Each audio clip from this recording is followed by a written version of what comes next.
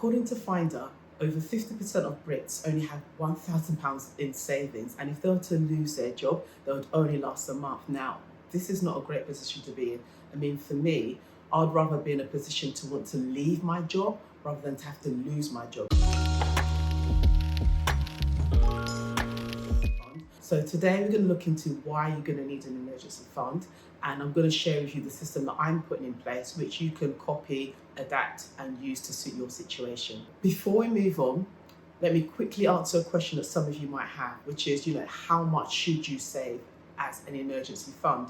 Well, traditionally it says it needs to be 3 to 6 months worth of your salary, and if you're self-employed, this should be 9 months if you're self-employed. But I think you should just save 3 to 6 months of your essential cost of living and 9 months if you're self-employed. So remember what happened to me just before Christmas last year? My cooker broke down and I had to get a new one. And the thing was, I was hosting Christmas last year, so everybody was coming round and I absolutely needed to get that fixed on time.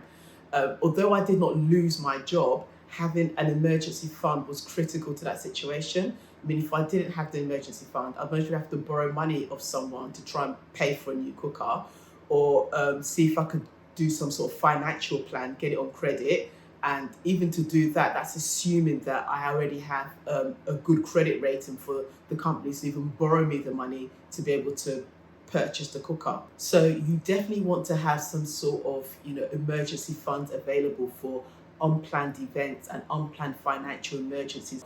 These sorts of emergencies can be things like your car breaking down, or your boiler needs repairs, or even sometimes you might see an opportunity that you want to take advantage of. So for me, having an emergency fund just gives me some sort of peace of mind. Okay, just before we move on to the systems that I use and put in place, if you're finding this content useful, please like and subscribe.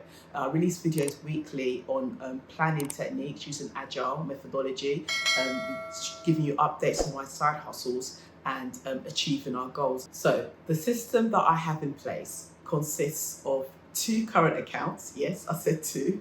A savings account, and I use credit cards as well, but I'll get into that in a minute. So the first current account is my high interest current account. So this current account pays me over 4% interest on positive balances. So I send my salary into that one. Now, the second current account gives me cash back on all my utilities. So cash back on paying my water bill, my broadband bill, and also my mobile phone, and cash back for just logging into the app as well. The thing is, there is a small fee that I have to pay for this cashback current account, but the rewards I get back outweighs the fee that I pay. Then I have a regular savings account, and now this regular savings account, I'm using it to build up.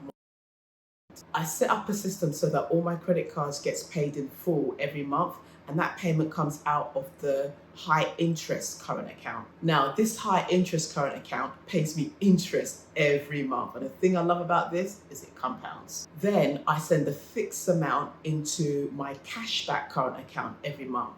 Now, this amount is fixed because my water bill, my broadband bill, the utility bills, they tend to be fixed the same every single month. Then finally, I have a standing order that comes out of my high interest account into my regular savers account.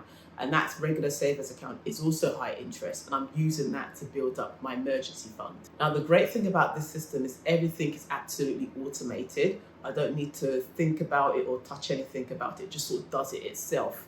The only thing I do is every month I check my credit card statements and just make sure that I have enough in my high interest current account to pay it off each month. Well, I guess your next question may be, well, I'm currently living in an overdraft right now. What can I do? How can I get out of this situation? I've got you, don't worry. In my next video, I'm going to go through what I would do if I was in an overdraft of £1,600, which I was in such a situation. So please subscribe and hit the notification bell if you've not, so you can get notified of when I drop that video. Thank you so much for watching till the end. I really appreciate it, and I'll see you in the next one.